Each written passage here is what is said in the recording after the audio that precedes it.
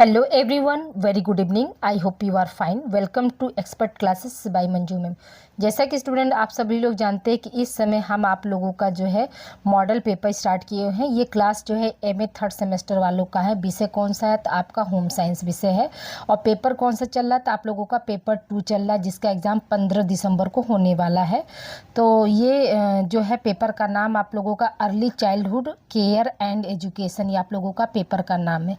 आज जो है ये आप लोगों का पार्ट 2 है स्टूडेंट। अगर आप लोगों ने पार्ट 1 नहीं देखा है तो पहले जाकर पार्ट 1 देख लीजिए, उसके बाद पार्ट 2 आकर देखिए। ठीक है, तो आइए बिना समय गंवाए हम स्टार्ट करते हैं आप लोगों का। देखिए, पहला प्रश्न है कि खेल का अर्थ एवं परिभाषा देते हुए उसकी क्या है विशेषताएं बताइए। तो देखिए आंसर क्या है, तो बालक के सामाजिक विकास के लिए खेल अत्यंत आवश्यक है। खेल एक ऐसी प्रक्रिया है जो कि बच्चों को आनंद देती है तथा ताजगी, प्रसन्नता व स्फूर्ति लाती है। तो देखिए, खेल किसको नहीं पसंद है। हम लोग भी इस एज में आ गए हैं, तो जो भी हमारे एज के अनुसार खेल है रहता है तो उसको हम पसंद करते हैं। तो आप लोगों को भी खेल अच्छा है। तो उसी तरह से क्या है, बच्चे जो होते हैं खेल खेल के माध्यम से बहुत कुछ सीखते हैं और उनका सामाजिक विकास के लिए क्या है, खेल बहुत जो है अत्यंत आवश्यक होता है। ठीक है, इसमें बच्चे को क्या होता है, आनंद आता है। ठीक है, वो ताजगी का महसूस करता है और वो प्रसन्नचित्त रहता है। और ऐसे बच्चे जो खेलते हैं ज़्यादा, तो उनकी आप एक्टिविटी देखेंगे तो वो बहुत ज़्यादा मतलब प्रसन्नचित्त वाले होते हैं। खेल वह प्रक्रिया है जो प्राप्त होने वाले आनंद के लिए की जाती है। ठीक है, तो खेल क्या है, आनंद के लिए खेला जाता है। सबसे बड़ी बात होती है कि खेल से क्या होता है, हमारा मानसिक तनाव जो है दूर रहता है। अब देखिए, हम परिभाषा की बात करते हैं तो परिभाषा में क्या दिया है, तो स्टर्नर ने क्या लिखा है परिभाषा में, तो आइए देखिए। स्टर्नर के अनुसार तो खेल एक स्वैच्छिक और आत्म केंद्रित क्रिया है। खेल कैसा है, स्वैच्छिक का मतलब हुआ कि आप खेल जो है अपनी स्वेच्छा से खेलते हैं और आत्म केंद्रित होकर खेलते हैं। ये कथन जो है किसका है, तो स्टर्नर ने कहा था कि खेल क्या है, एक स्वैच्छिक और आत्म केंद्रित क्रिया है।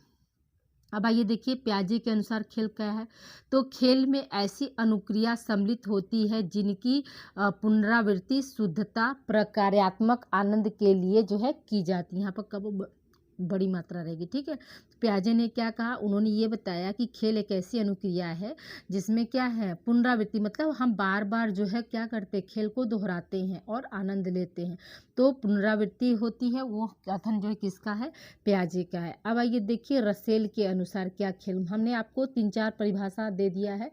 आप लोग एटलीस्ट कम से कम 2 परिभाषा अच्छे से याद कर लेंगे तो एग्जाम में 2 परिभाषा भी आप लोग लिख देंगे तो आपको जो है पूरे नंबर मिल जाएंगे। 4-5 परिभाषा देने का बस एक ही है कि आप लोग जैसे अच्छे से जो भी छोटा परिभाषा आप लोगों को लगे तो वो आप क्या करें, आसानी से याद कर ले और अपनी परीक्षा में लिख ले। खेल से जैसे हमेशा क्वेश्चन आया है स्टूडेंट, चाहे शॉर्ट में चाहे लॉन्ग में। ठीक है, तो आइए देखिए, खेल एक आनंददायक शारीरिक या मानसिक क्रिया है जो अपने आप में पूर्ण होता है, जिसका कोई अभिव्यक्त लक्ष्य नहीं होता। यानी कहने का मतलब क्या हुआ, रसेल साहब ने ये बताया कि जो खेल क्या होता है, आनंददायक शारीरिक और मानसिक जो है क्रिया होती थी। ये बात तो सही है, और ये क्या अपने आप में कंप्लीट होता है, इसका कोई मतलब अभिव्यक्त नहीं, हम कोई लक्ष्य निर्धारित नहीं रहता है कि नहीं इतने से इतने दिन में करना है। तो ये चीज़ जो है रसेल साहब ने कहा था। अब आइए देखिए, क्रो एंड क्रो के अनुसार, तो देखिए क्रो एंड क्रो इसको बना लीजिएगा, थोड़ा सा टाइपिंग मिस्टेक है। अब देखिए, हाथ फ्रैक्चर है ना, तो थोड़ा सा लिखने में टाइप करने में थोड़ा सा दिक्कत होता है। कल देखिए आप लोगों को क्लास हम नहीं दे पाए थे क्योंकि हाथ में बहुत ज़्यादा दर्द हो गया था, पूरा नस दम तन गया था। तो देखिए यहाँ पे क्या है कि क्रो एंड क्रो ने क्या कहा, तो खेल वह क्रिया है जिसमें एक व्यक्ति उस समय व्यस्त होता है जब वह उस कार्य को करने के लिए स्वतंत्र होता है जिसे वह करना चाहता है। ठीक है, तो क्रो एंड क्रो के अनुसार क्या परिभाषा है, तो उन्होंने ये बताया कि खेल वह क्रिया जिसमें व्यक्ति क्या है, उस समय तक व्यस्त रहता है जब तक कि वो कार्य करने के लिए, मतलब उस काम को खेल के जरिए वो करना चाहता है, तो वो स्वतंत्र से उसी को मतलब उन्होंने खेल के रूप में बताया। अब आइए देखिए, अगला परिभाषा क्या है, वैलेंटाइन के शब्द में। अब देखिए, वैलेंटाइन डे तो आने वाला है और सभी लोग क्या करते हैं, वैलेंटाइन डे मनाते हैं। तो वैलेंटाइन डे नहीं है, वैलेंटाइन का जो है शब्द में उन्होंने क्या परिभाषा दी है, वैलेंटाइन भी क्या थे, एक जो है वैज्ञानिक थे। तो उन्होंने क्या दिया, तो उन्होंने ये कहा कि खेल कार्य में एक प्रकार का मनोरंजन है। ठीक है, खेल क्या होता है, कार्य में एक प्रकार का मनोरंजन है। जैसे किसने कहा था, वैलेंटाइन ने कहा था। आप लोग वैलेंटाइन डे मनाते हैं ना, अपने पतियों को देते होंगे, अपने जैसे मान लीजिए किसी के दोस्त होंगे उनको देते होंगे, ऐसा है। तो आप देखिए वैलेंटाइन डे के शब्दों में क्या है, खेल कार्य में एक प्रकार का मनोरंजन। तो सही बात है कि जैसे कार्य करते करते हम थक जाते हैं, निरस्ता आने लगती है, तो हम क्या करते हैं, खेल खेलते हैं ना। जैसे अंताक्षरी हुआ, ठीक है, कोई गेम हुआ, ठीक है, या फिर बैडमिंटन, कुछ भी हम क्या करते हैं, अपने बोरियत को हटाने के लिए जो है खेल खेलते हैं। ठीक है, तो ये आपका 5 परिभाषा हमने दिया। अब जो पांचों में से आप लोगों को एटलीस्ट कम से कम 2 या 3 तो याद रहना चाहिए, तो उसको आप लोग याद करके अच्छे से उसको लिखिएगा। अब आइए देखिए बालकों के खेल की विशेषताएं। ठीक है, बालक में कौन कौन से खेल की विशेषताएं पाई जाती हैं उसके बारे में हम बात कर लेते हैं। तो देखिए बालकों के खेल में अनेक विशेषताएं पाई जाती हैं जो निम्नलिखित है। पहला क्या है आपका, बालकों के खेल का एक निश्चित प्रतिमान होता है। तो ये बात सही है कि जो भी बालकों का खेल होता है एक निश्चित प्रतिमान, यानी कि जैसे जैसे बालक बढ़ता जाता है, उसकी आयु बढ़ती जाती है, तो उसमें उसके क्या है, उसके खेल में भी परिवर्तन आते जाते हैं।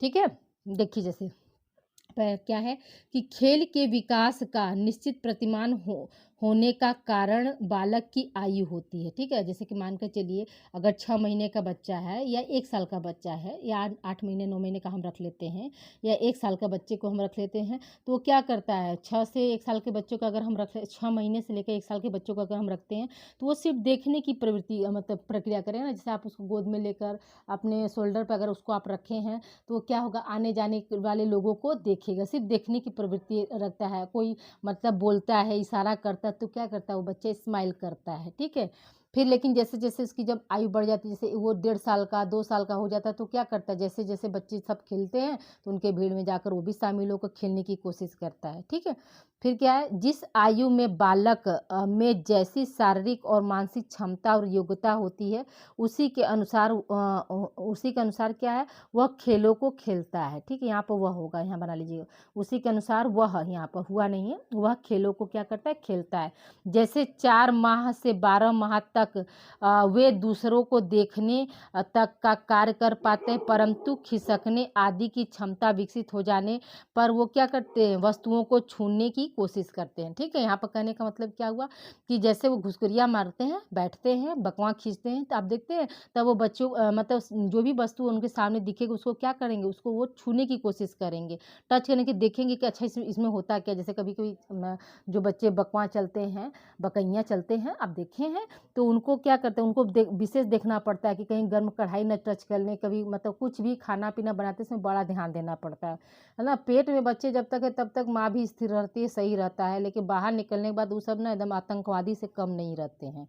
ठीक है, जिनके भी इस समय क्या है 3rd सेमेस्टर है, तो हो सकता है कि बहुत सी मेरी बच्चियाँ जो है माँ होंगी, तो उनका अगर छोटा बच्चा होगा तो वो खुद इस चीज़ को महसूस कर रही होंगी कि कैसे परेशान करते हैं सब, है ना।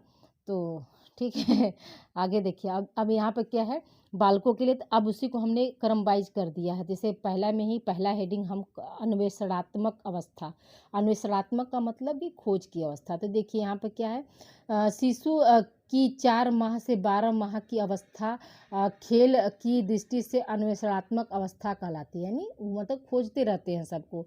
जैसे छोटे बच्चे हैं 4-5 महीने के, तो माँ उनको उतना प्यारी नहीं रहेगी जितना क्या बाहर के लोग, क्यों, क्योंकि वो उनको बाहर ले जाएंगे तो पेड़ पौधा देखेंगे, गाड़ी मोटर देखेंगे, माँ तो खाली घर का 4 दीवारी ना दिखाएगी, तो माँ उनको उतना नहीं पसंद रहती है ना, जितना कि बाहर के लोग। जैसे 1-2 साल का बच्चा हो गया तो उसको पापा बहुत पसंद रहेंगे, मम्मी बहुत खराब उसको लगेगी, क्यों, क्योंकि पापा के पास तो टाइम है नहीं, 2 मिनट के लिए आए तो ये सब पप्पी झप्पी दिए, एक चॉकलेट थमाए, बिस्कुट, अरे मेरा राजा बेटा, और माँ तो भैया दिन भर देख रही है, तो शरारत करेगा तो माँ पीट भी देती है। तो माँ क्या होती है, गंदी मम्मी होती है, और पापा क्या होते हैं, अच्छे पापा होते हैं।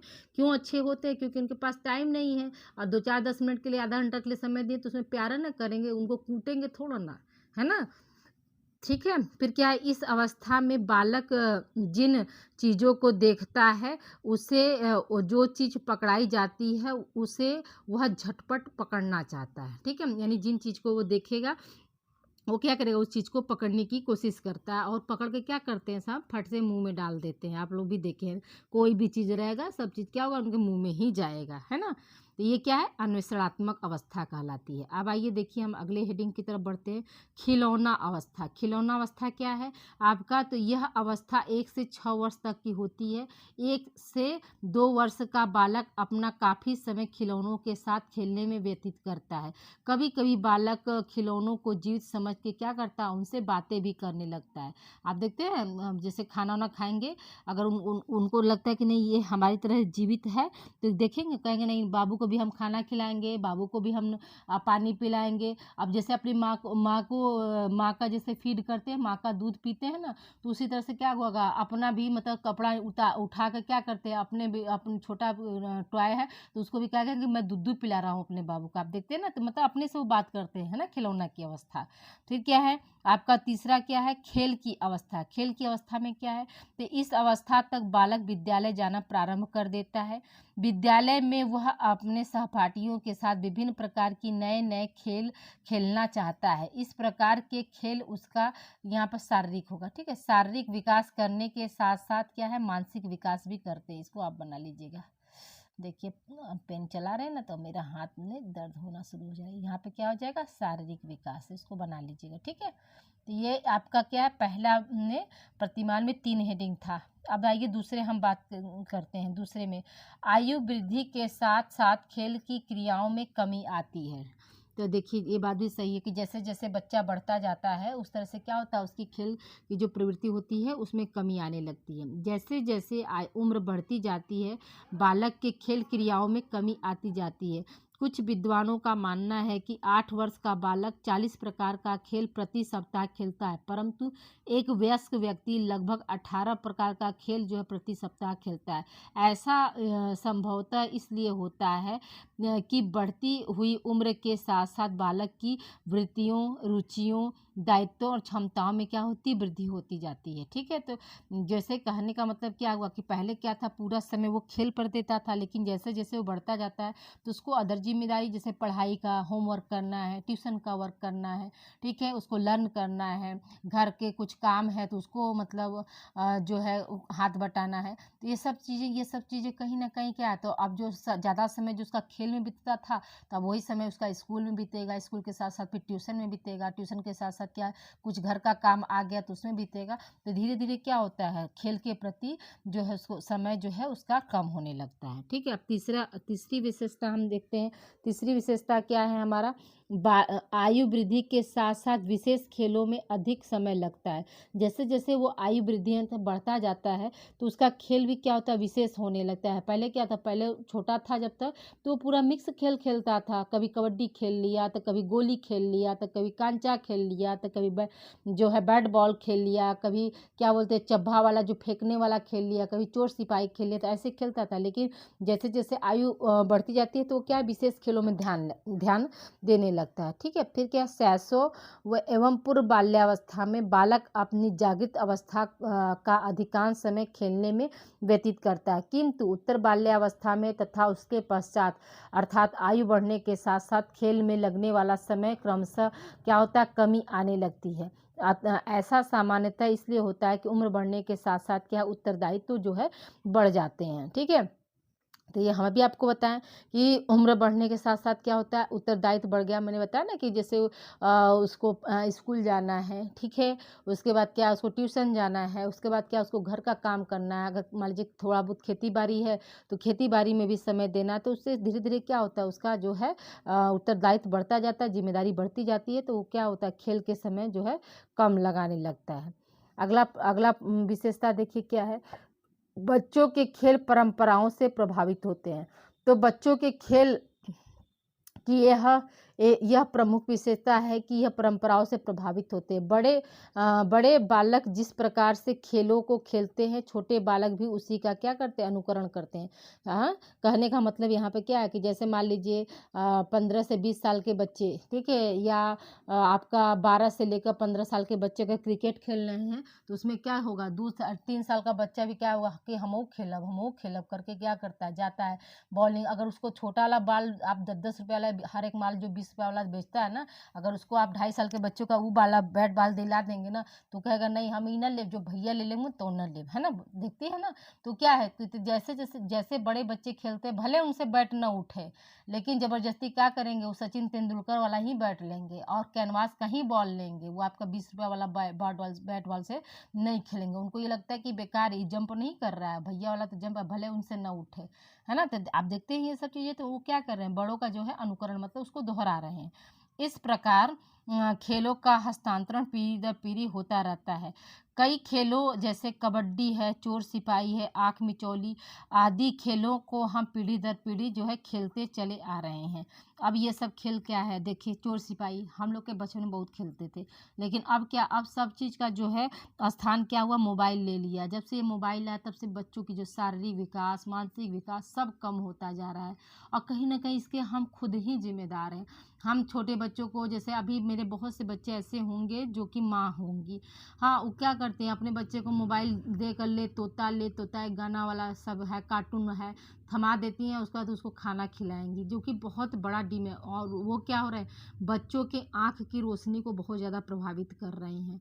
बच्चे, मतलब जो बच्चे, मान कर चलिए हम लोग को चश्मा जो है 40 साल के बाद लगा, अब क्या हो रहा है, 1 साल 2 साल के बच्चे को, 4 साल के बच्चे को जो चश्मा लग जा रहा है। तो कहीं ना कहीं क्या है, जो माँ है वो इसके लिए बहुत ज़्यादा जिम्मेदार। आप घर में कलर टीवी रखिए, ठीक है, बच्चों को कलर टीवी, मैंने दूर से टीवी जो भी होगा तो थोड़ा सा हम दूरी से देखेंगे ना, तो वो उतना ज़्यादा प्रभाव नहीं डालेगा, लेकिन मोबाइल जो है बहुत ज़्यादा प्रभाव डाल रहा है बच्चे के, जो है आँखों को बहुत ज़्यादा वो प्रभावित कर रहा है। तो अगर आप लोग हैं उसमें, उस कैटेगरी में हैं, तो प्लीज़ आप लोगों से मेरी हम्बल रिक्वेस्ट है कि प्लीज़ अपने बच्चों को की आँखों से खिलवाड़ मत खेलिए, क्योंकि बहुत इस पर रिसर्च भी मतलब आ गया है, सरकार हर जगह, मतलब बड़े बड़े विदेशों में इस पर मतलब कहा जा रहा है कि नहीं इस पर मत करिए, क्योंकि वक्त से पहले क्या हो रहे, बच्चे धीरे धीरे क्या हो रहा है, उनके आँखों की रोशनी कम होती है, या बच्चे क्या हो रहे हैं, अंधे भी हो जा रहे हैं, और उसका जो है शारीरिक और मानसिक विकास भी जो है बहुत ज़्यादा प्रभाव, क्यों, क्योंकि जब वो मोबाइल में ही देखने लगेगा तो उसकी दुनिया क्या हो जाएगी, मोबाइल तक सीमित हो जाएगी ना, तो चलेगा फिरेगा नहीं, एक का जगह बैठा रहेगा, तब क्या उसका शारीरिक विकास होगा। और जब वो प्रकृति के पास में नहीं रहेगा, प्रकृति के कांटेक्ट में नहीं रहेगा, तर्क चीज़ों, तो उसका जो सोचने की जो क्षमता है वो भी कहीं ना कहीं जो है बहुत प्रभावित होगी।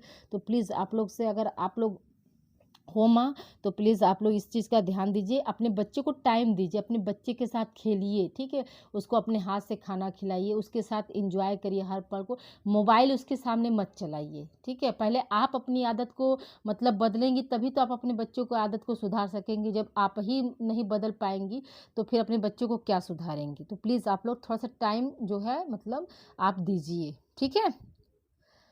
कोई मेरी बातों का बुरा मत नहीं मानेगा। अब देखिए 5वां क्या है, आयु के साथ खेल सामाजिक, आयु के साथ खेल सामाजिक खुद हो जाता है, ठीक है, हो जाता है। कहने के बाद क्या है कि जैसे जैसे आयु बढ़ती जाती है, बालक एकाकी खेलों के स्थान पर उन खेलों में रुचि लेता है जिसने जिसने उसकी सामाजिक पृष्ठभूमि का जिनसे उसकी सामाजिक पृष्ठभूमि का क्या हो, जो है विस्तार हो सके। तो कहने का मतलब क्या है कि पहले क्या था, बालक मतलब एकाकी, मतलब अकेले वाला खेल खेला, लेकिन धीरे धीरे क्या हुआ, जैसे जैसे वो बढ़ता जाता है तो वो समूह वाला खेल खेलना पसंद करता है, जिससे कि क्या हो सके, उसका सामाजिक विकास जो है अच्छे तरीके से हो सके। अगला देखिए 6ठा पॉइंट, विशेषता क्या है, आयु वृद्धि के साथ खेल साथियों में कमी होती जाती है। आयु वृद्धि के साथ क्या होता है, खेल साथियों में कमी हो जाती है। बालक किसी भी उस व्यक्ति के साथ खेल सकते हैं जो उन्हें खेलने के लिए उपलब्ध हो। जब वह यहाँ अनुभव करते हैं कि अन्य बालक अधिक रुचिकर तरीके से खेल रहे हैं, तो वह अपने खेल उन बालकों के साथ खेलने लगते हैं। पास पड़ोस अथवा समान आयु समूह के सभी बालक समूह के संभावित साथी माने जाते हैं। अब देखिए यहाँ पर कहने का मतलब क्या है कि जैसे जैसे मतलब उनकी वृद्धि, तो आप जैसे छोटे हैं बच्चे, तो छोटे बच्चे उन सभी के साथ खेलना पसंद करते हैं जो उनके साथ मतलब रहते हैं, जो अवेलेबल हैं। जैसे दादा हैं तो दादा के साथ खेलना पसंद कर देंगे, चाचा।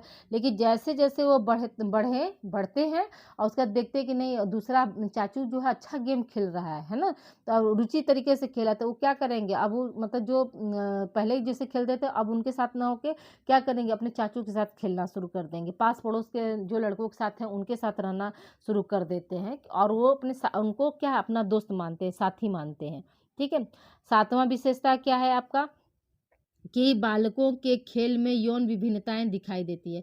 तो आयु बढ़ने के साथ साथ यौनोचित खेलों पर बालक बालिकाओं का ध्यान आकृष्ट होने लगता है। बालक निश्चित खेलों में भाग लेना प्रारंभ कर देते हैं। स्व यौन लोगों के साथ जो है मित्रता भी बढ़ती रहती है। तो ऐसे मतलब उनका क्या होता है, उनका जैसे लड़की है तो लड़कियों के साथ, लड़के हैं तो लड़के के साथ, मतलब उनका जो है खेल जो है, मतलब खेल के प्रति क्या होता है, रुझान जो है बढ़ता जाता है। आठवां हमारा क्या है, आठवां देखिए, खेल के द्वारा बालकों का समायोजन ज्ञात किया जाता है। तो बालक जिस प्रकार का खेल सॉरी बालक जिस प्रकार की खेलने बालक जिस प्रकार का खेल खेलने में व्यस्त रहते हैं, उनके खेलों की विधि तथा खेलों में व्यतीत किए जाने वाला समय बालक की व्यक्तिगत और सामाजिक समायोजन प्रदर्शित करता है। यानी कहने का मतलब यहाँ पर क्या है कि जो बालक होते हैं उनका जो खेल होता है वो व्यक्तिगत और सामाजिक जो है समायोजन करने में, जैसा मतलब मान लीजिए बहुत से बच्चे क्या होते हैं, एकदम एकाकी खेलना पसंद करते हैं, अपना खिलौना किसी को नहीं देते हैं, तो ऐसे बच्चे जो होते हैं समायोजन नहीं कर पाते, एडजस्ट नहीं कर पाते। लेकिन वहीं पर बहुत से बच्चे ऐसे होते हैं जो अपना जो है मतलब खिलौना हुआ या कुछ भी हुआ, मतलब सबके साथ वो खेलना रहना पसंद करते हैं। तो ऐसे बच्चे जो होते हैं बहुत जल्दी जो है समायोजन करते हैं। ठीक है। नवा विशेषता क्या है, बालक के खेल अनौपचारिक और से औपचारिक की ओर अग्रसर होते हैं। तो देखिए यहाँ पे क्या है, प्रारंभिक आयु में बालक अपनी इच्छा अनुसार और चित्त खिलौनों के साथ ही खेलते हैं, अर्थात उनके खेल स्वाभाविक और अनौपचारिक होते हैं। खेलते समय वह समय और नियम की सीमा में नहीं बंधते, परंतु बाद में वे निश्चित परिस्थिति, समय और निर्देशों के आधार पर जो है खेलना सीख जाते हैं। यानी कहने का मतलब क्या हुआ कि पहले तो क्या था, 4 साल 5 साल मैंने 3 साल 4 साल वो अच्छे से खेलते थे, लेकिन जैसे ही जैसे जैसे बड़े होते जाते हैं तो उनका एक समय बांध लिया जाता है। जैसे स्कूल से आए 1 बजे, फिर खाना खाकर 2 से क्या होता है, 2 से 3 या 4 वो सोएंगे, फिर 4 से 6 क्या होता है 1 घंटा, या 4 से 5 खेलें, फिर 5:30 बजे क्या होता है उनको बुला लिया जाता है। मतलब अब क्या हुआ, उनका समय जो है बंध गया। पहले था मतलब सिर्फ खेलना ही खेलना था, अब क्या है, पढ़ना है, सोना है, शरीर को भी आराम देना, सब चीज़ क्या होता है टाइम टू टाइम मतलब बच्चों को जो है सिखाया जाता है। ठीक है। अगला क्या है, बालक अपनी मर्जी से खेलते हैं। तो ये भी बात सही, आप उनको ज़बरदस्ती नहीं खिला सकते। तो बालकों के खेल की प्रमुख विशेषता स्वतंत्रता है। बालकों के लिए अच्छा समय, साथी, खेल सामग्री आदि जो है बंधन नहीं होता है। ऐसा नहीं कि हमारे पास ये रहेगा तब हम खेलेंगे, ऐसा कुछ नहीं होता है। वो क्या है, वो स्वतंत्र रूप से जो है खेलते हैं। ठीक है। तो ये क्या था आपका खेल क्या था, ठीक है, उसका अर्थ, परिभाषा और विशेषता। अब आइए देखिए अगले प्रश्न की ओर बढ़ते हैं। अगला प्रश्न हमारा क्या है कि बाल विकास में खेलों का महत्व बताइए। क्या क्या जो है बाल विकास में खेल का क्या महत्व होता है उसके बारे में देखिए। तो खेल का बालक के विकास में महत्वपूर्ण स्थान है। खेल द्वारा बालक का शारीरिक, मानसिक, सामाजिक तथा क्रियात्मक विकास होता है। एक अध्ययन द्वारा यह सिद्ध हो चुका है कि खेल बालक की व्यक्ति के रूप में विकसित होने में सहायक है। बालक के जीवन में खेलों का निम्नलिखित महत्व होता है। तो पहला क्या है महत्व, आप देख लीजिए एक एक बारी बारी से। देखिए हम लास्ट ईयर का भी वीडियो स्टूडेंट कुछ पढ़ाए हैं, तो इस वीडियो के डिस्क्रिप्शन बॉक्स में हम उसका लिंक डाल देंगे, तो आप लोग जाके प्रीवियस लास्ट ईयर वाला भी मतलब थोड़ा सा 2-3 वीडियो होगा मेरे ख्याल से, तो आप उसको भी देख लीजिएगा। ठीक है। आइए देखिए हम पहला है पॉइंट हमारा शारीरिक विकास में। तो क्या खेल के द्वारा मांसपेशियों का व्यायाम होता है, भोजन के पचने में सहायता मिलती है, भूख अच्छी लगती है, और इस प्रकार बालक का शारीरिक विकास के लिए खेल जो है महत्वपूर्ण होता है। खेलों से क्या होता है, रक्त संचार भी बढ़ता है। तो देखिए शारीरिक विकास में क्या है, तो हमने बताया ना खेल से क्या है आपका मांसपेशी जो है अच्छा रहेगा। ठीक है। खेल से ही बच्चे का जो है भोजन अच्छा पचेगा, उसको भोजन पचेगा तो उसका भूख अच्छा लगेगा, और बालक का जो है शारीरिक विकास जो है खेल पर पूरी तरह से जो है निर्भर करता है। और खेल से क्या होता है आपका ब्लड सर्कुलेशन भी क्या होता है अच्छा होता है। ठीक है। अब आइए दूसरा पॉइंट हम समझते हैं, मानसिक विकास। मानसिक विकास में क्या है आपका कि खेल का प्रभाव बालक के मानसिक तनाव पर भी पड़ता है। मन जब अस्वस्थ होता है या उनमें किसी प्रकार का तनाव आ जाता है तो खेलना आवश्यक हो जाता है, क्योंकि खेलने से वह तनाव दूर हो जाता है। जैसे एक कहावत भी है कि स्वस्थ शरीर में ही स्वस्थ मन का वास होता है, ठीक है? स्वस्थ शरीर में ही क्या है, स्वस्थ मन का जो है वास होता है, ये क्या है, कहावत है। अतः खेल द्वारा शरीर और मन दोनों को क्या किया जा सकता है, स्वस्थ रखा जाता है। तो खेल से क्या होता है, तो हमारी मानसिक तनाव जो होती है दूर होती है। ये चीज़ आप लोग ध्यान दीजिएगा। तीसरा पॉइंट हमारा क्या, क्रियात्मक विकास में।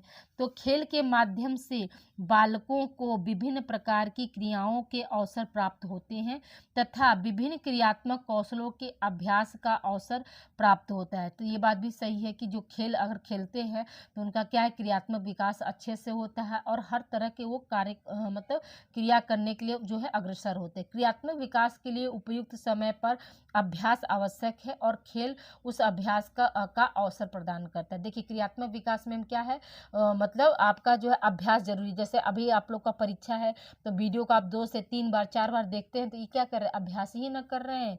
तो ये क्या है, तो खेल भी क्या करता है, अभ्यास के लिए जो है आपका एक अवसर प्रदान करता है। चौथा पॉइंट हमारा क्या है, सामाजिक विकास में। सामाजिक विकास में क्या होता है, तो खेलों का सामाजिक महत्व भी कुछ कम कम होगा ना, यहाँ पर काम नहीं, कम नहीं है। जीवन के प्रारंभ में बालक अकेला खेलता है, किंतु यह अवस्था अधिक दिनों तक नहीं रहती है। बालक शीघ्र ही दूसरों के साथ खेलने लगता है। खेल द्वारा बालकों का एक दूसरे के साथ संपर्क होता है। दूसरों के साथ खेलने में वह यह जान जाते हैं कि उन्हें किस प्रकार अपने खेल समूहों में अभियोजन करना है, ठीक है। तो बच्चे भी क्या होते हैं, बच्चे भी तेज तर्रार होते हैं, उनको ही पता है कि कौन अच्छा है कौन खराब है, कौन सा गेम अच्छा होता है कौन सा खराब होता है। तो ये सब चीज़ क्या है, तो सब अपना वो करते हैं। और खेल जो होता है एक तरह से मान लीजिए खेल से क्या होता है, हर बच्चे का जो है सामाजिक विकास अच्छे तरीके से होता है। पहले शुरू शुरू में क्या होता है, बच्चा अकेले खेलता है, लेकिन कुछ दिन बाद जैसे ही वो बड़ा हो जाता है तो अब क्या, उसको अपना गैंग चाहिए, ठीक है, अपना जो है ग्रुप चाहिए खेलने के लिए, ठीक है। अगला देखिए संवेगात्मक विकास में। संवेगात्मक विकास में क्या होता है, तो खेल द्वारा बालक में संवेगात्मक स्थिरता आ जाती है। उन्हें खेलों से अपने संवेग के प्रदर्शन का अवसर मिलता है। वह दूसरे बालकों के साथ खेलते समय इस बात का ध्यान रखते हैं कि दल का सदस्य अस्थायी रूप से बने रहने के लिए यह आवश्यक है कि अपने संवेगों पर नियंत्रण रखा जाए। ऐसा इसलिए भी होता है क्योंकि वह अपने सामाजिक संबंध बनाए रखना चाहते हैं। खेल द्वारा बालक ईर्ष्या, क्रोध आदि का अनापेक्षिक संवेगों पर क्या करते हैं, नियंत्रण रखते हैं। देखिए कहने का मतलब क्या है कि अगर उनको कोई चीज़ नहीं पसंद है, ठीक है, तो भी वो क्या करेंगे, ईर्ष्या की भावना अगर उनके अंदर है, ठीक है, तो वो सारी भावनाओं को एक तरफ रखते हैं, क्योंकि वो जानते हैं कि अगर हम झगड़ा करेंगे, क्रोध करेंगे तो लोग क्या करेंगे, मतलब वो बच्चे क्या करेंगे, हमको निकाल देंगे। ये सब चीज़ों को क्या करते हैं वो लोग, मतलब अपने संवेगों पर, ठीक है, ईर्ष्या हुआ, क्रोध हुआ, गुस्सा हुआ, इन सब चीज़ों को क्या करते हैं, वो कंट्रोल करना सीख जाते हैं। तो इसलिए क्या है, खेल आपका जो है संवेगात्मक विकास में भी अहम भूमिका निभाता है। अगला देखिए आपका क्या है, नैतिक विकास में। तो खेल में बालक खेल के नियम पर चलता है, तभी उसे खेल समूह में स्थान और मान्यता मिल पाती है। यहीं से वह समाज द्वारा नैतिक गुणों से परिचित होता है तथा उसे स्वीकार करना सीखता है। निष्पक्षता, सत्य, आत्मसंयम, बड़ों का सम्मान, छोटों की भूल को भूल जाना, अपनी हार मुस्कुराकर स्वीकार कर लेना, ये सभी नैतिक मूल्य जो होते हैं वो क्या, बालक जो है खेल समूह से ही क्या करता है, सीखता है। तो खेल जो होता है वो क्या करता है, खेल से हमारा नैतिक विकास भी होता है, या बच्चों का नैतिक विकास भी होता है। वो निष्पक्षता करना सीख जाते, वो सत्य बोलना सीख लेते हैं, बड़ों का कैसे सम्मान करना उसको सीखते हैं, छोटों की गलतियों को कैसे माफ़ किया जाए उसको सीखते हैं। और कभी कभी क्या है, अपनी हार में भी मतलब वो अपनी हार भी जो है हंसते हंसते स्वीकार कर लेते हैं कि नहीं, अगर मेरे हार जाने से अगर मेरा भाई है या बहन है या फिर मेरी मित्र टोली अगर खुश हैं तो उनकी एक स्माइल के लिए क्या है, मुझे मुस्कुरा कर हार जाना भी मंजूर थी। ये सब चीज़ क्या है, सब आपका जो है मोरल डेवलपमेंट के अंतर्गत आता है। अब आइए देखिए सृजनात्मकता के विकास में, सृजनात्मकता का मतलब क्या हुआ कि नए-नए कार्यों को, नए-नए एक्टिविटी को, नए-नए खेलों को क्या है मतलब सीखना। तो देखिए यहाँ पे क्या है कि खेलों में रचनात्मक प्रवृत्ति उत्पन्न एवं विकसित करते हैं। जो मतलब क्या है यह खेल जो होता है बालकों में क्या है रचनात्मक प्रवृत्ति को उत्पन्न करते हैं और विकसित करते हैं। खेलों में नयापन लाने की प्रकृति बालक की अवस्था बदलने के साथ-साथ उत्पन्न होती है। जैसे-जैसे बालक बढ़ता जाता है, ठीक है? तो वैसे-वैसे क्या है उसमें जो है रचनात्मकता और क्रियाशीलता जो होती है, वो बदलती जाती है, ठीक है? अगला विशेषता क्या है? अगला महत्व हमारा क्या है? मतलब व्यक्तित्व विकास में क्या सहायक होता है? तो यदि हमें बालक के सच्चे रूप को देखना है, तो हमें उसका निरीक्षण उस समय करना चाहिए जब वह खेल में डूबा मतलब पूरी तरह से वो लीन है खेल में। तब उसका हम क्या कर सकते हैं निरीक्षण कर सकते हैं। यही पर वह अपने संपूर्ण व्यक्तित्व को अभिव्यक्त करता है। बालकों के खेल का सूक्ष्म निरीक्षण कर उनके व्यक्तित्व के बारे में समुचित हम ज्ञान जो है प्राप्त कर सकते हैं। तो जैसे अगर किसी बच्चे को देखना है कि अगर वो मिलनसार बच्चा है कि नहीं है, लोगों के साथ मिल सकता है कि नहीं, अपनी टोली के साथ वो कर सकते हैं, तो आप क्या चुपचाप बस उसको देखिए ना, उसको आप देखिए जब वो खेल में अच्छी तरह से डूबा तो अब वो क्या है अपने पूरे व्यक्तित्व को वहाँ पर जो है वो प्रदर्शित कर गया। और हम इस सूक्ष्म निरीक्षण से ही हम जान सकते हैं कि उस आगे चलकर वो बच्चा जो है किस टाइप का जो है व्यक्तित्व वाला पर्सन बनेगा। नवा क्या है आपका शैक्षिक विकास में, तो खेल के माध्यम से शिक्षा का महत्व अनेकों शिक्षाविदों ने स्वीकारा है। इसमें फ्रोबेल है, मेरिया मॉन्टेसरी का नाम जो अग्रणी आया। क्यों? क्योंकि फ्रोबेल और मेरिया मॉन्टेसरी जो थे उन्होंने क्या किया, फ्रोबेल ने जो किंडरगार्टन का वो किया था उन्होंने बताया। अभी इसके पहले जो है फ्रोबेल का ही हम क्लास दिए थे, उसमें किंडरगार्टन पद्धति जो है फ्रोबेल के द्वारा दिया गया था। उसमें क्या है मतलब किंडर का मतलब क्या था बगीचा और गार्डन का मतलब सॉरी किंडर का मतलब बालक था और गार्डन का मतलब क्या था बगीचा, यानी बच्चों का बगीचा या बालवाड़ी के नाम से उसको हम जानते हैं। उन्होंने बताया कि जैसे माली जो होता है पेड़ पौधों को छोटे से पौधे को सींच कर पेड़ बनाता है, उसी तरह से क्या है एक शिक्षक जो होता है वो बच्चे को क्या है रूप देता है। ठीक है, तो ये हम अगली वीडियो में आप लोगों को पढ़ाए हैं। फिर क्या वस्तुतः खेल शिक्षा को सरस रुचिकर और आसान बनाते। खेल के जरिए आज क्या है अब देखो हर जगह स्कूलों में क्या करते हैं बच्चों को जो पढ़ाने के लिए जो नई नई टेक्निक आई है तो उसमें क्या खेल के माध्यम से बच्चों को जो है ज़्यादा से ज़्यादा अच्छी शिक्षा जो है दिया जा रहा है। ठीक है, अब आइए देखिए अगले प्रश्न की ओर बढ़ते हैं। अगला प्रश्न हमारा क्या है कि जो है राष्ट्रीय शिक्षा आयोग या कोठारी कमीशन पर टिप्पणी लिखिए। तो ब्रिटिश काल तथा स्वतंत्र भारत में शिक्षा की विभिन्न समस्याओं पर विचार करने के लिए अनेक आयोगों की नियुक्तियां हो चुकी थी, परंतु अब भी शिक्षा को बहुत कुछ करना शेष था। इसलिए भारत सरकार ने 1964 ईस्वी को नई शिक्षा आयोग की नियुक्ति की, जिसे कोठारी आयोग के नाम से जो है पुकारा जाता है। तो देखिए कोठारी आयोग जो है कमीशन कब मतलब जो है इसकी स्थापना हुई तो 1964 में हुई थी। और ये कोठारी कमीशन जो है वो किस परिप्रेक्ष्य में लाया गया तो शिक्षा के परिप्रेक्ष्य में लाया गया। ठीक है, इस अवसर पर भारत सरकार के राष्ट्रपति ने कहा कि उनकी यह हार्दिक इच्छा है कि आयोग समस्त पहलुओं जैसे आपका प्राथमिक माध्यमिक विश्वविद्यालय टेक्निकल शिक्षा की जांच करके ऐसे सुझाव दे जिससे हमारी शिक्षा व्यवस्था सभी स्तरों पर उन्नत करने में क्या हो सहायता प्राप्त कर सके। ठीक है, तो उन्होंने ये कहा कि मतलब हमको ऊपर से नहीं, मतलब हमको क्या प्राथमिक स्तर से लेके अपर तक, अपर में भी क्या है अपर में विश्वविद्यालय भी आपका टेक्निकल जो शिक्षा सभी की जांच करना, उसमें हम क्या क्या सुधार कर सकते हैं,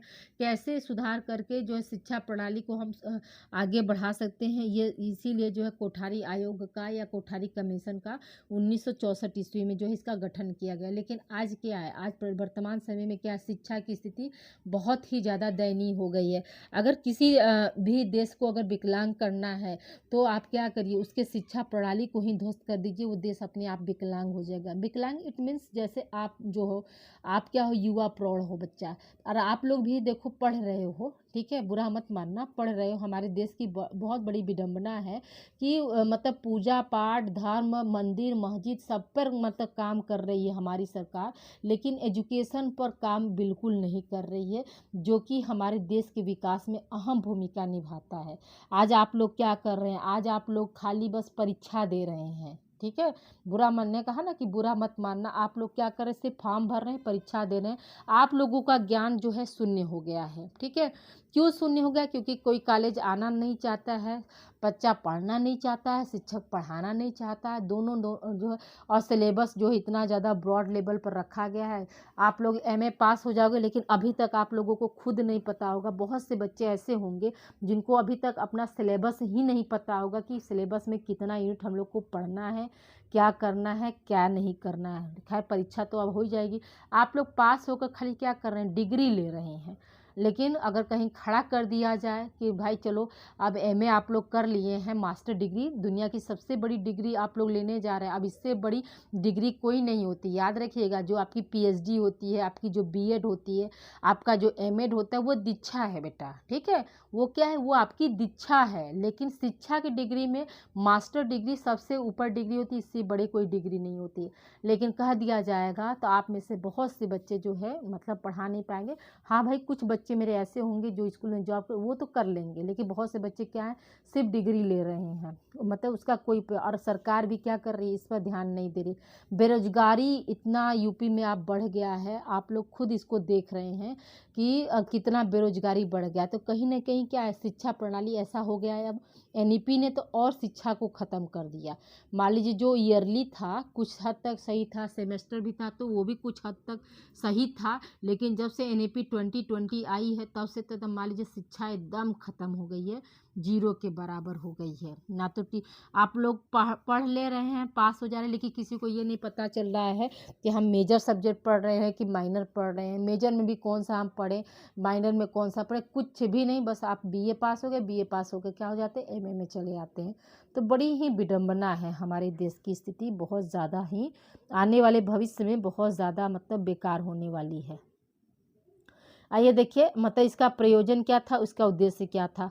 तो राष्ट्रीय शिक्षा आयोग की नियुक्ति का मूल्य उद्देश्य देश में एक ऐसी राष्ट्रीय शिक्षा प्रणाली की स्थापना करना था, और इस प्रकार इस आयोग की नियुक्ति का मूल उद्देश्य शिक्षा के विभिन्न स्तरों का मूल्यांकन कर राष्ट्रीय शिक्षा प्रणाली की संस्तुति करना था, ठीक है। तो इसका ये उद्देश्य था। अब आइए देखिए, इस सेशन का लास्ट सेशन है।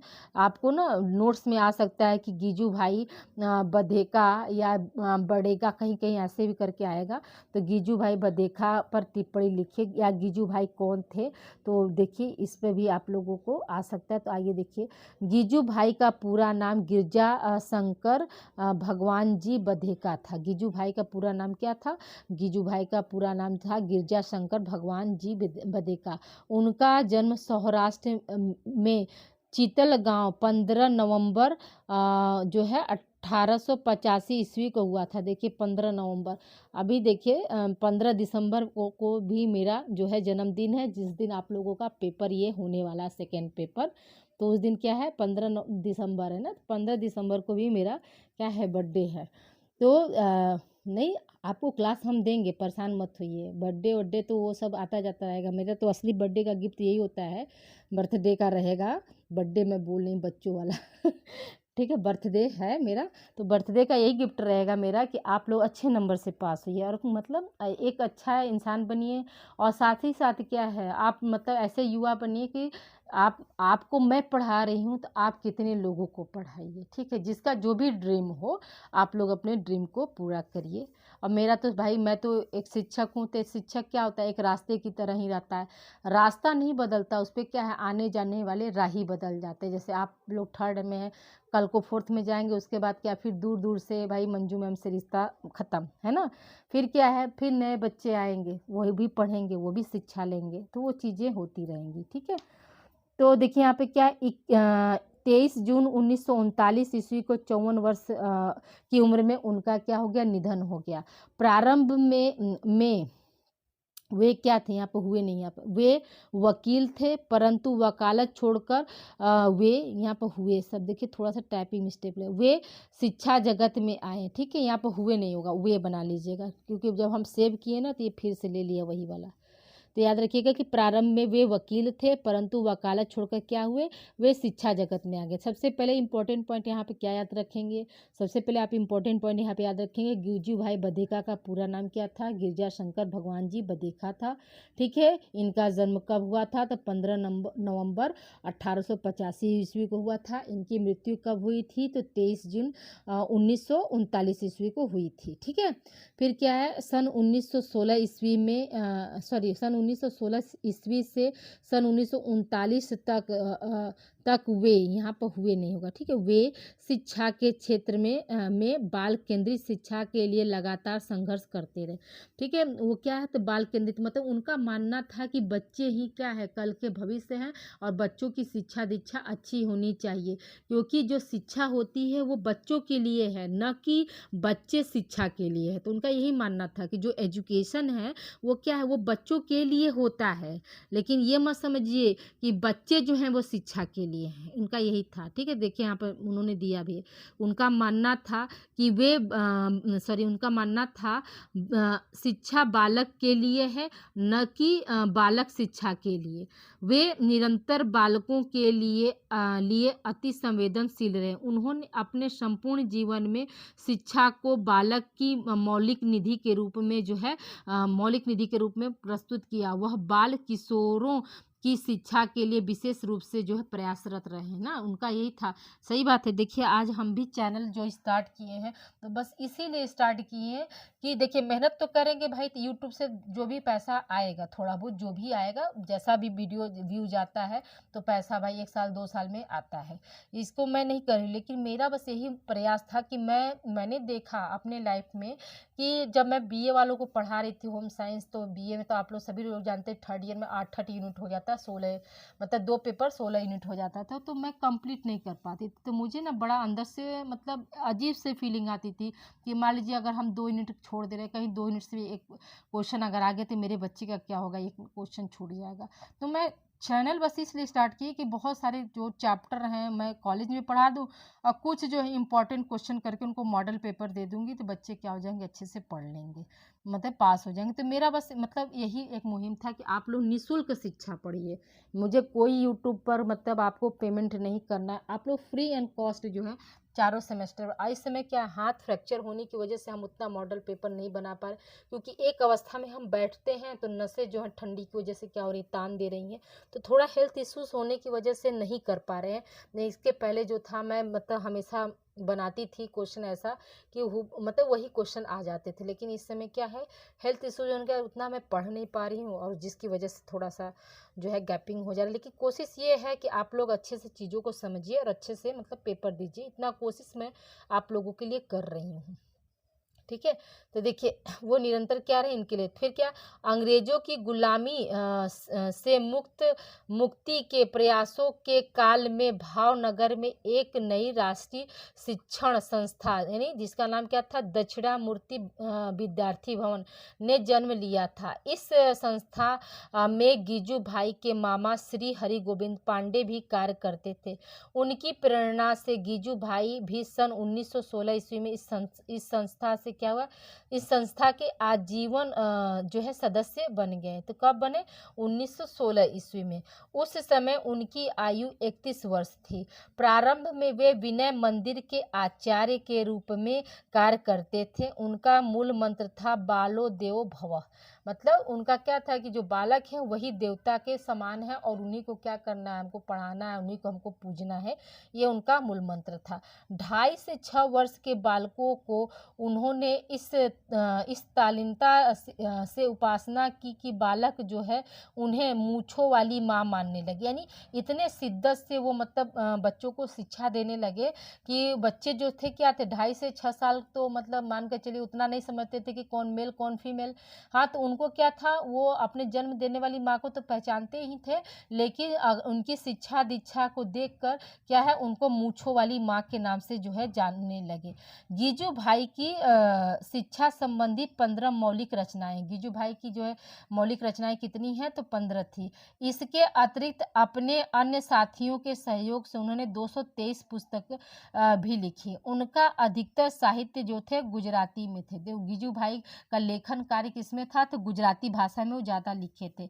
अधिकतर साहित्य बाल मनोविज्ञान, शिक्षा शास्त्र और किशोर साहित्य से संबंधित थे। गीजू भाई ने गुजराती में एक छोटी शिक्षण पत्रिका निकाली थी। गुजराती के अतिरिक्त इस पत्रिका के मराठी और हिंदी संस्करण भी मतलब निकलते थे। ठीक है, इस पत्रिका में बाल संगोपन, बाल शिक्षण, बाल संस्कार और बाल जीवन पर आधारित शिक्षा के भी क्या थे, उसमें लेख थे। गीजू भाई ने शिक्षक की बाल केंद्रित तकनीक में व्यवहारगत प्रयोग का अनुमोदन किया है। ठीक है, उन्होंने मतलब क्या किया, गीजू भाई ने मतलब बताया कि जो शिक्षक है वो क्या हो, बाल केंद्रित रहे। ठीक है, बाल केंद्रित तकनीक के जरिए क्या करे, अपने बच्चों को वो शिक्षा दे। गीजू भाई की एक और अनुपम कृति है, क्या नाम था उसका, प्राथमिक शाला में भाषा शिक्षा। इस पुस्तक में एक शिक्षक और बालक के बीच की उस प्रक्रिया की चर्चा है जिससे बालक की भाषा शिक्षा की बुनियाद तैयार होती है। यानी उसने उस पुस्तक में क्या बताया गया, उसमें जो मतलब एक शिक्षक और बच्चे के जो बीच बात हो रही है, उस बात को जो है यहाँ पर बताया गया। और ये बताने का प्रयास मतलब गीजू भाई ने किया कि जो बालक की जो भाषा होती है वही क्या है, शिक्षा की जो है बुनियाद को तैयार करती है। खेलों के बारे में गीजू भाई का मत है कि बालकों को नियत समय में खेलने देना चाहिए। ठीक है, यानी उनका कहने का मतलब कि जो समय निर्धारित है तो बच्चों को क्या है, उस समय में उनको खेलने देना चाहिए। खेलने का अर्थ खेलना, कूदना, दौड़ना, मौज मस्ती करना। उनके अनुसार क्या था, खेलने का जो अर्थ था उसमें खेलना, कूदना, दौड़ना, ये सब चीज़ें क्या था, उसमें शामिल था। बाद में श्रीमती तारा मोदक के साथ कार्य करने लगे। दोनों ने मिलकर लोग अध्यापकों के लिए आवश्यक नर्सरी साहित्य तैयार किया। 1925 ईस्वी में मांटेसरी लाइन पर अध्यापकों के लिए एक प्रशिक्षण कॉलेज प्रारंभ किया। बाद में प्रारंभिक स्कूल तथा शिक्षा के लिए समाज पाया और जो शिक्षा निष्कासित क्षेत्र के लिए साहित्य प्रकाशित किया। ठीक है, भारत के प्रारंभिक स्कूली शिक्षा के विकास के योगदान के लिए गीजूभाई बदेका के लिए रंजीत भाई ने लिखा है। क्या लिखा है, तो रंजीत भाई का देखिए उन्होंने क्या लिखा था, तो उन्होंने ये लिखा था कि राष्ट्रीय आंदोलन के इतिहास में गीजूभाई बदेका का नाम स्वर्ण अक्षरों में लिखा जाना चाहिए, विशेषकर भारत में मांटेसरी आंदोलन के लिए, क्योंकि उन्होंने 1920 में एक संस्था प्रारंभ किया था। इससे पहले, ठीक है, जब भारत में मैडम मांटेसरी आई थी और भावनगर में 1929 में प्रथम प्रशिक्षण केंद्र की व्यवस्था की थी। ठीक है, उनके कहने का मतलब ये था कि जो मतलब गीजू भाई थे तो वो क्या थे, 1929 से पहले 1920 में उन्होंने मतलब शिक्षा के लिए एक संस्था का जो है प्रारंभ किया। इसलिए उनको क्या है, उनको जो है उनका नाम जो है हमारे देश के संविधान में या आर्टिकल में या जो है पत्र पत्रिकाओं में उनको स्वर्णिम अक्षरों में क्या है, लिखा जाना चाहिए। क्योंकि उन्होंने बाल केंद्रित शिक्षा पे जो है विशेष ध्यान दिया था। देखिए आज की क्लास थोड़ी सी लंबी हो गई स्टूडेंट, क्योंकि आज जो है थोड़ा सा हम एक्सप्लेन करके पढ़ा रहे थे ताकि आप लोगों को ना चीज़ें अच्छे से रटना न पड़े। आप लोग हेडिंग देखते जाइए और आराम से इसको करते जाइएगा। देखिए ये आपके एग्जामिनेशन के पॉइंट ऑफ व्यू से मोस्ट इम्पॉर्टेंट है और इसका पार्ट 3 भी बहुत जल्दी, कल क्या है 13 तारीख है ना, हाँ कल देखिए पार्ट 3 और 14 को भी दे देंगे। अभी बीए वालों को भी एक मॉडल पेपर हमको देना है। ठीक है, तो कल आप लोगों को हम पार्ट 3 दे देते हैं। ओके, ठीक है, तो आप लोग प्लीज़ वीडियो को अच्छे से देखिए और अच्छे से आप लोग पढ़ाई करिए। मिलते हैं हम अगली क्लास में। Thank you for watching student. ये आप लोगों का पार्ट 2 है और पार्ट 1 आप लोग जाकर देख लीजिए।